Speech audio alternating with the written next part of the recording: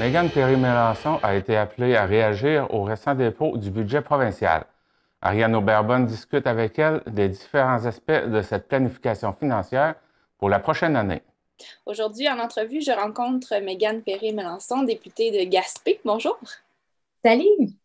Donc, on va parler de budget, le budget provincial qui vient d'être déposé. Plusieurs points qu'on va pouvoir regarder ensemble. Puis, je vais vous demander votre opinion sur ces différents aspects-là en tant que députée de Gaspé. Donc, si on commence tout d'abord avec les investissements en tourisme. On parle de 204,9 millions. Est-ce que ça peut avoir un impact pour la Gaspésie? Oui, mais tout est dans les détails, hein. Je regardais un peu pour ce 204 millions de dollars-là en tourisme. Il y avait quelques millions pour des projets d'amélioration des infrastructures. Ça pourrait être intéressant parce qu'on voit à quel point on est rendu une destination populaire. Donc, il faudra avoir des infrastructures adéquates pour accueillir tout le monde qui souhaite venir s'installer. Donc, ça, il y a peut-être quelque chose là d'intéressant pour nous. Dans l'événementiel aussi, quelques sommes additionnelles pour les festivals. Mais je voyais là que c'est que dans le budget qui a été annoncé, on nous annonçait un 20 millions de dollars pour les pourvoiries, mais qui était déjà qui est de l'année dernière, 2020-2021, et qui est reconduit dans le budget. Donc, ce n'est pas de la nouvelle argent et c'est inclus dans ce 204 millions-là. Et il faut dire aussi qu'il y a beaucoup qui va à la CEPAC pour améliorer aussi les infrastructures de la CEPAC, ce qui est bon en soi, mais ça ne va pas directement aider nos entrepreneurs dans l'industrie touristique. Alors, il y a vraiment c'est quand on ventile qu'on réalise que pour une période de 5 ans, alors que c'est un secteur qui a été très, très touché, je pense que c'est assez conservateur, disons, comme chiffre. Parfait. Maintenant, directement relié avec le tourisme, mais aussi le reste de l'économie, il y a des investissements en transport régional, autant Oui. aérien que par autobus. On parle de 18 millions de dollars pour le transport aérien, 20 millions pour le transport interurbain par autobus. Donc, comment est-ce que vous voyez ces investissements-là? C'était nécessaire. C'est sûr que le secteur des transports aussi a été grandement affecté parce que les voyages sont beaucoup moins nombreux qu'ils étaient auparavant. Alors, pour s'assurer de maintenir les services, parce qu'il y en a qui ne voyagent pas pour le loisir, là. Il y en a vraiment que c'est pour des situations de santé, d'avoir des soins à l'extérieur de la région.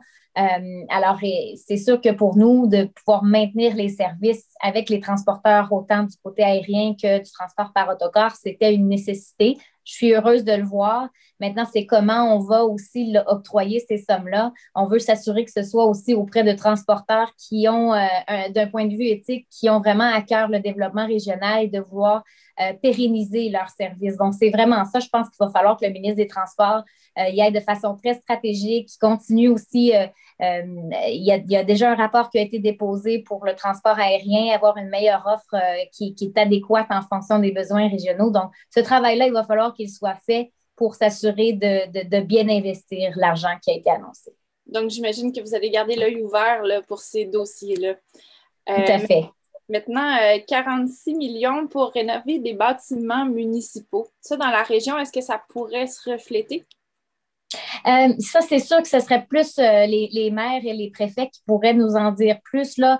Je ne sais pas si, là, on parle de bâtiments municipaux. J'imagine que ça ne fait pas mention des infrastructures aéroportuaires, mais je sais que ça aussi, ça fait partie des aides gouvernementales parce que, justement, leurs infrastructures doivent continuer d'être ouvertes, mais avec moins de revenus qui entrent. Donc, je ne sais pas si ça fait partie de ce 46 millions-là. Il faudrait demander aux maires, là.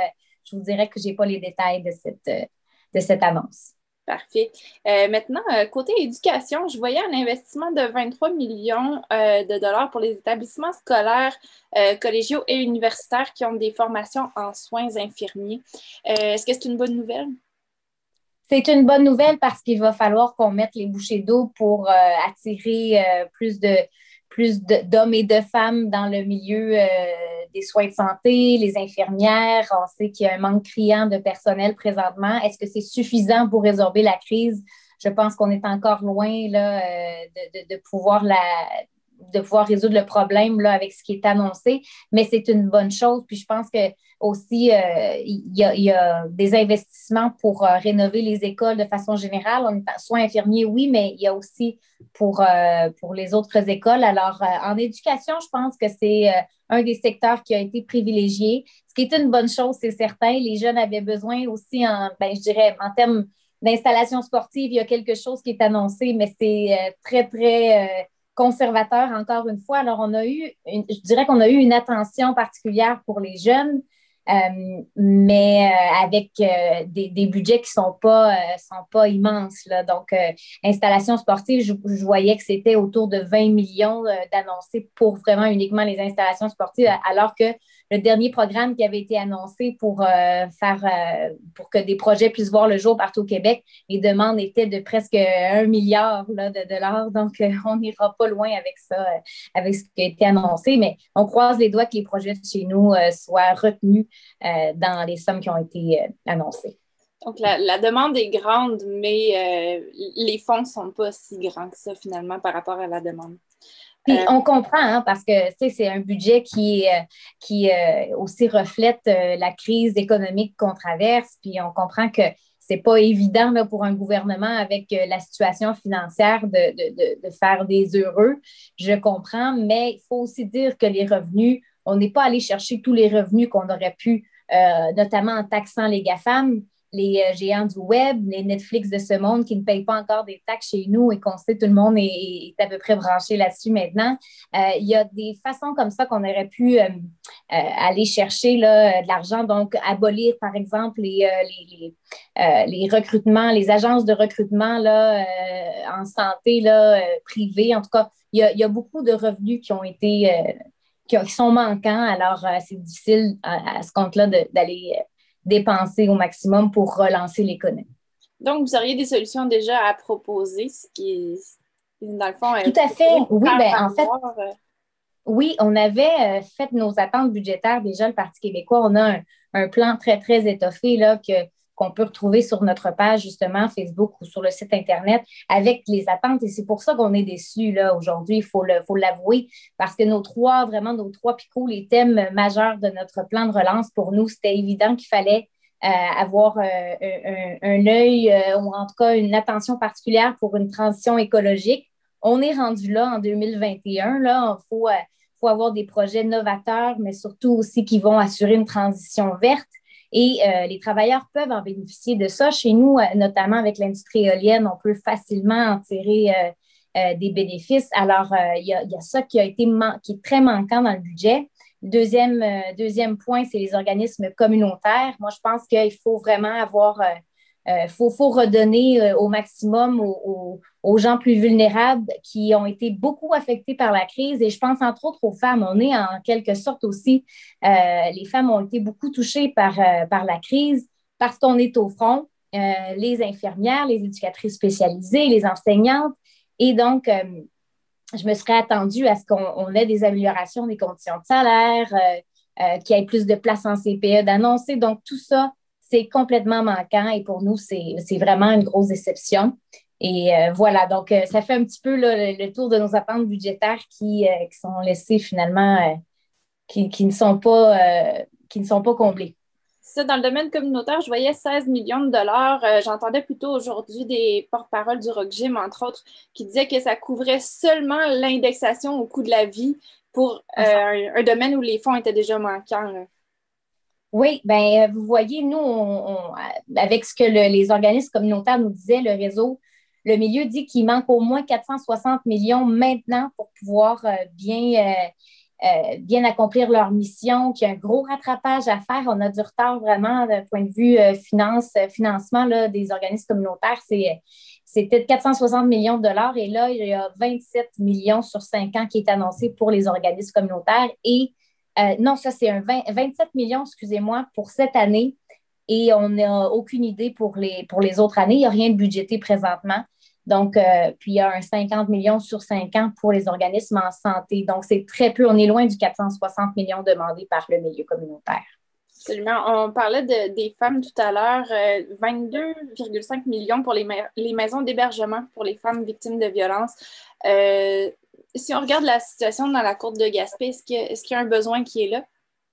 Ah oui, tout à fait. Si on prend juste, par exemple, en Haute-Gaspésie, là, le centre Louise-Amélie, puis là, c'est un peu partout pareil. Là, les taux d'occupation sont très élevés. C'est 147 de taux d'occupation. Ça veut dire qu'on prend on accepte d'héberger des femmes victimes de violences conjugales alors qu'on n'a pas de place ou on n'est pas financé pour ces places-là. C'est un peu pareil partout. On nous dit dans les réseaux de centres d'hébergement que c'est environ 70 millions qu'il aurait fallu trouver maintenant juste pour consolider le réseau.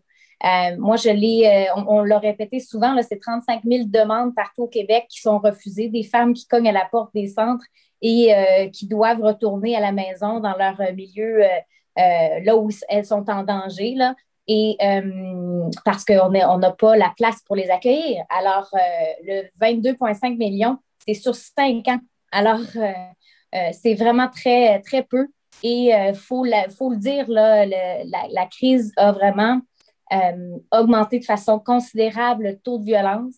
Les femmes sont prises à la maison avec les conjoints violents. On a vu qu'il y a déjà 7 femmes qui ont succombé qui ont péri, qui ont été assassinés finalement par leur conjoint depuis le mois de janvier, ce qui est déjà une hausse remarquée là, de violence et les besoins vont aller en grandissant. Puis c'est vraiment très, très, très décevant de la part de la CAQ.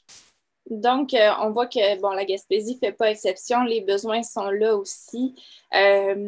Ensuite, si on regarde à côté des logements sociaux, qu'est-ce que vous pensez de la situation? Encore une fois, les logements sociaux sont inscrits dans le budget, mais on nous dit que ce sera 5 500 unités de logement annoncées sur une période encore une fois de 5 ans.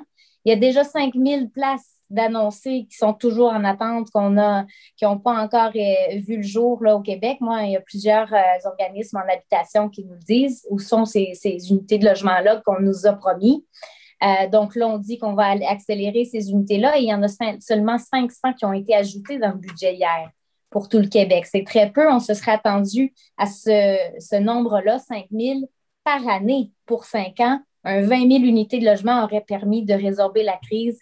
Alors, encore une fois, c'est une grande déception pour les logements sociaux parce qu'on en a réellement besoin. Parfait. Donc, si on récapitule tout ça pour avoir un aperçu général de votre opinion sur ce budget-là, selon vous, quels sont ces points forts? Puis, qu'est-ce qui manque le plus cruellement là, dans cette planification-là? Ça manque de vision, cruellement. Je pense que c'est ça que j'aurais envie de dire pour commencer. On a vraiment un budget qui ressemble à un budget des années 90, là où est-ce qu'on investit encore dans le béton, les routes, les infrastructures, la construction. Donc, il y a beaucoup de travailleurs masculins qui vont trouver leur compte dans ce budget-là. Mais on n'a pas l'équilibre, on n'a pas justement essayé de réduire les inégalités sociales qui se sont creusées avec la pandémie. Donc, je me serais attendue à ce que la relance soit axée le plus possible sur, justement, si on veut que ce soit dans la construction qu'on investisse dans ce budget-là, ça aurait pu être pour la construction de logements sociaux, ça aurait pu être pour la construction de plus d'installations sportives. Alors, moi, je me serais attendue à ce que ce soit du gagnant-gagnant. Oui, on peut faire vivre le domaine de la construction, mais que ce soit payant pour tout le monde. Il aurait fallu aussi que la relance soit plus féministe. Ça, pour moi, c'est évident que les femmes sont les grandes perdantes de ce budget. On a parlé des maisons d'hébergement, mais les services de garde, on sait que le nombre de places est criant. Partout au Québec, c'est 50 000 places qu'il manque dans le réseau. Et là, ce qu'on nous a annoncé, c'est que la mesure pour améliorer le réseau des services de garde en milieu familial, ça va amener seulement 3 600 places nouvelles. Et à ça va s'ajouter un 4 500 places qui sera créé cette année. Alors, on est encore dans des chiffres qui sont beaucoup, qui sont pas suffisants pour pouvoir régler le problème. Et nous, on sait à quel point c'est un gros frein chez nous en Gaspésie. Et donc, c'est ça qui est dommage. C'est une relance économique, oui, certes, on est en crise économique, je comprends, mais il va falloir qu'on nous annonce plus bientôt parce que le budget est franchement décevant. Parfait. Donc, Mégane Perry-Melançon, merci beaucoup pour ce tour d'horizon. Puis à la prochaine. Merci. Ce dimanche, 12h30 à votre super télé bingo, 2000 $ en prix, Canal 4, Cogeco.